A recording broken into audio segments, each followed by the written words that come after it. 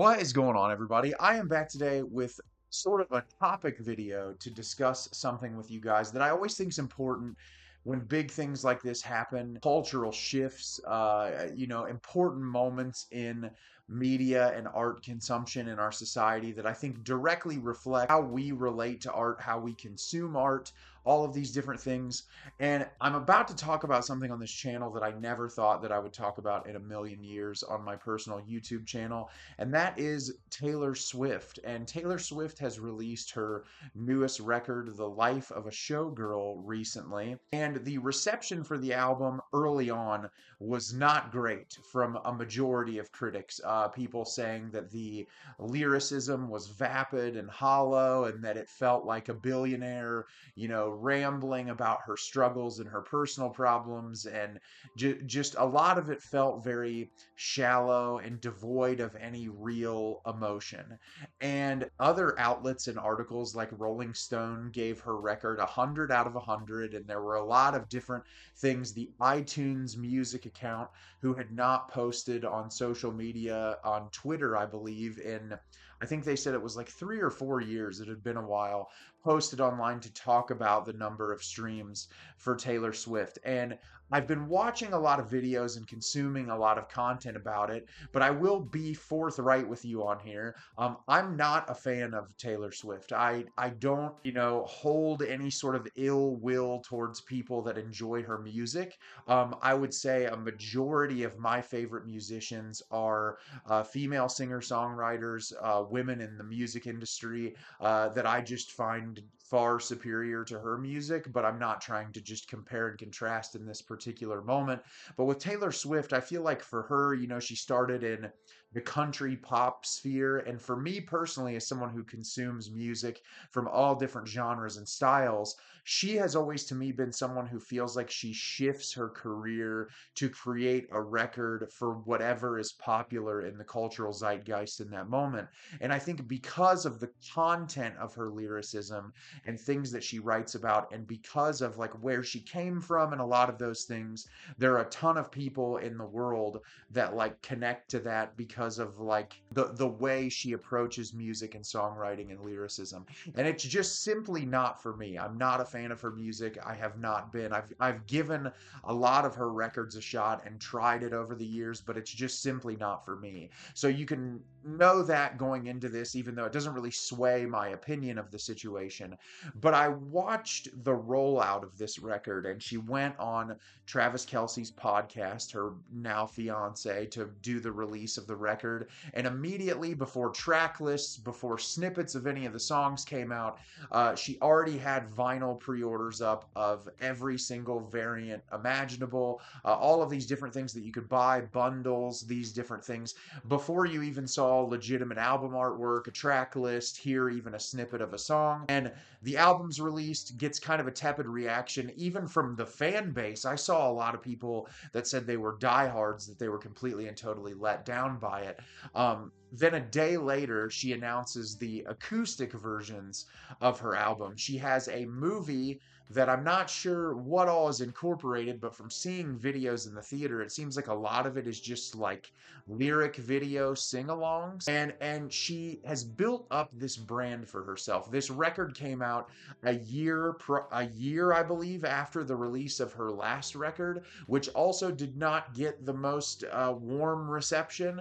And my exposure to this album in particular, I haven't listened to the whole thing. I've listened to several of the songs on the record, but I've read all the lyrics on the album. And one of the things about it is the lyricism on this thing is really bad. It really kind of still feels like she's in her 30s, and it still feels like a teenager is writing these songs. Like the way that she plays around with lyrics, I don't know if she thinks she's being funny or if she thinks she's being witty or smart.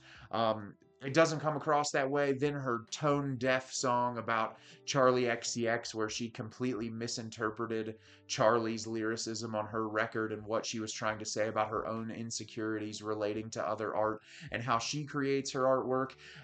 But the record, from my exposure to it, isn't great. But I think that's besides the point of what I want to talk about in this video. What I want to talk about is the genuine authenticity and passion in creating art versus selling you a product. And to me, what Taylor Swift has become over the past several years is she's trying to sell you a product. It does not feel like quality of music, the time, the effort, and energy putting into what you as the fan is consuming is having the same level of effort from the artist giving that back to you, because I just see the way that she operates. And I think about like the Eras tour, the movie that followed, that Tortured Poets Department, and all of these other incredible female artists that were trying to put out records. And every single time, simultaneously with the releases of these wonderful female artists' albums, that she would release like a voice memo track from the record that you haven't heard before, and it charts on the top, and then it would push the deluxe version of the album to the front of the charts over these other artists.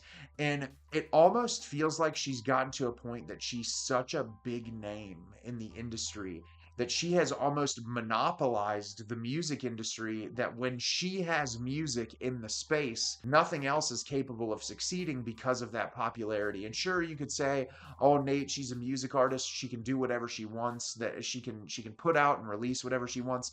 Yes, I 100% agree. Like when you are in the industry, if you want to release an album every 6 months, you completely have the right to do so. And if you are a person that wants to pay money for that, you can do that. But I think there's something wrong about exploiting a fan base that way, because I think that her fans are incredibly passionate. Some of them way too much so, to where they can become very volatile and send death threats to people solely for having an opinion. But her fan base is incredibly passionate, and I think when you have a passionate fan base, giving them songs and material that they can hold on to for years, sometimes it's worth the wait. I think about some of my favorite artists and the time and effort and energy that they've put in between records, and how much I can appreciate that, because a lot of times when you just have someone putting out music after music after music, it can become incredibly tedious, and it can become boring, and it can become very similar. And I think that's really the case of like in her music career. It feels like the well has run dry. Not a lot of people want to listen to a billionaire complain about their problems, especially when you can literally do whatever you want. You have the amount of money that you could never work another day for the rest of your life, and everything's taken care of. People on the street love you. Pretty much everyone that runs into you in the celebrity scheme loves you. You're like a beloved icon culturally and across the world. And it's just interesting that she put this out so quickly and then immediately has something else to follow it up, has a movie to follow it up. And to me, it's just like gouging your audience for as much as you possibly can get out of them, without actually like putting a significant amount of effort and energy into the actual product that you're giving them. And it frustrates me too, because I'm someone who loves vinyl. I'm not like a variant collector by any means. I purchase vinyl records, but there are people out there that are variant collectors, and I just watch her and the 7 to 12 different versions of the albums that she puts out there, and people buying them. And I was reading a lot of comments from Taylor Swift fans on Twitter and TikTok and all these different apps saying like, I really wish I would have listened to this before I bought it, and like I'm really upset that I bought 4 to 5 different versions of this. And it's like I said, it feels so much more like a brand than it does a musician. Like one of the things about me, when I buy an album, it's because I want to support an artist. It's because I love the music. A lot of times I won't, even if it's an artist I love, I won't necessarily purchase the album right away until I've listened to it, unless it's like one of my absolute favorites, and then I'll pull the trigger and pay for it. But like to go out of your way to like pay for all of this different stuff, and to have an artist that you followed their whole career, to where it seems that the trajectory of their music has kind of fallen off more and more with each release. I feel really kind of bad for a lot of the people that appreciate her music, but I think it's all the more important to think about that in relation to art, because I think it's very similar to a lot of these bigger companies like Disney and Marvel, that rather than thinking about the quality of the art that they're giving their audience, they're just trying to put as much out there as possible to make bank off of you as a viewer. Marvel has an incredible fan base because of comic book lovers and people growing up with these movies now, to where people will go see anything that their name is on. Disney as a company working with Marvel doesn't do a great job creating content that you're going to hold on to. for a long period of time. And I think that, like, every person perceives and engages with art differently. Everyone has art that, you can take the worst movie in the world and there's someone out there that finds some kind of appreciation for that art, and someone that like holds dear to that. And I find that really interesting. But I think that, most art, not all of it, but I think most art comes from a genuine place. And I think Taylor Swift, when she started in her career, especially, clearly was making music from a place that was like personal to her and putting it out there. And early in her career, that seemed to be the case for her, despite me not enjoying her music. That seems to be where it came from. But she's at this level now where persona and everything surrounding her is much more than what she was when she started as an artist. And I think like this shape shifting act that she's trying to do, where it's like whatever is in that moment. Because I remember when Folklore released, and I think about one of my favorite artists like Phoebe Bridgers, who is just like a trailblazer in the singer songwriter world, and so many artists trying to emulate that style. And I think like the departures that Taylor Swift took to kind of move music to how certain people are sounding in a particular moment, and it's just like it starts to lose that authenticity. It starts to lose that, personal touch that you have with the music and like what you're putting out there to your audience. And I always think it's important to like hold true to who you are. And that's not to say that like sonically as a musician that you can't switch and like make a different style of music or try a different genre. Like obviously as a musician you can do whatever you want, but at this point in her career, it feels like she's really just kind of shifting. Like this record, especially like having Sabrina Carpenter as a feature on the record, a lot of like the more, a lot of the more sexual undertones, or not necessarily even undertones, very on the nose, and a lot of the tracks on this record, playing around with entendres and things like Sabrina Carpenter's gotten very popular for over the past couple of years.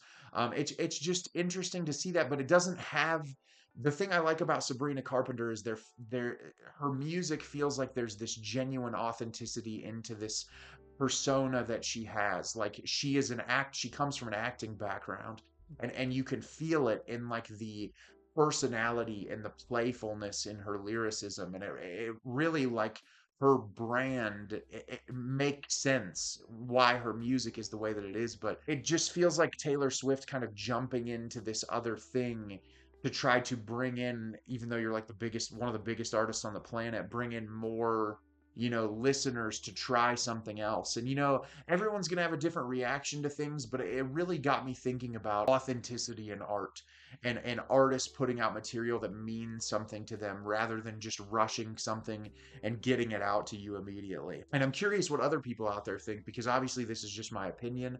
I'm not, like I said, I'm not the biggest fan of her music, but I don't hold ill will towards people that enjoy her. She's popular for a reason. It's just never worked for me, but I'm really curious as to what you guys think about this situation. So let me know down in the comments what you guys think about this whole situation, how you perceive that. I always find it interesting with how people engage with art, and just like this whole rollout and everything surrounding it really got me thinking, hearing people from her fan base talk about stuff, and I just think all that's very interesting. As always, if you can like the video and subscribe to the channel, helps me out a lot and lets me know the type of content you're looking for. I'm always putting out new material. I look forward to getting more out for you in the near future. And as always, everyone, thank you so much for watching, and have a great rest of your day.